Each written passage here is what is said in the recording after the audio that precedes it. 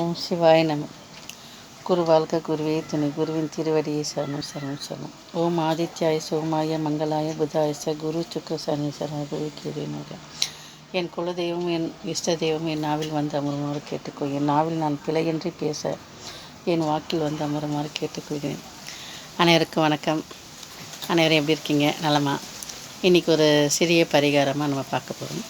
என்னென்னா, இப்போது எல்லோரும் வந்து இப்போ நம்ம ஜோதிடராக இருக்கிறனால இப்போ குரு பயிற்சி வருது, அதுக்கு என்னென்ன பண்ணலாம் அப்படின்னு கேட்டுட்ருக்காங்க.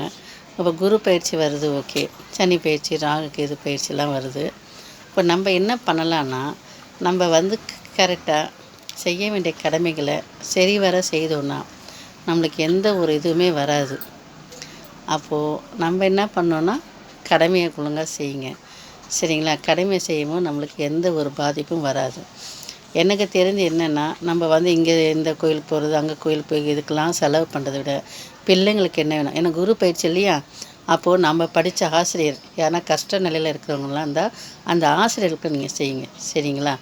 அப்போ அந்த ஆசிரியருக்கு செய்யும் போது அவர் உணர்ந்து மனசார மானசீகமாக நம்ம பார்க்க முடியலனாலும் அவங்கள நினச்சி நம்ம பிரார்த்தனை பண்ணிக்கோங்க. அதேபோல் நம்மளுக்கு வேலை செய்கிற வேலையை கற்றுத்தந்த வித்வான்கள் அதெல்லாம் குரு தான்.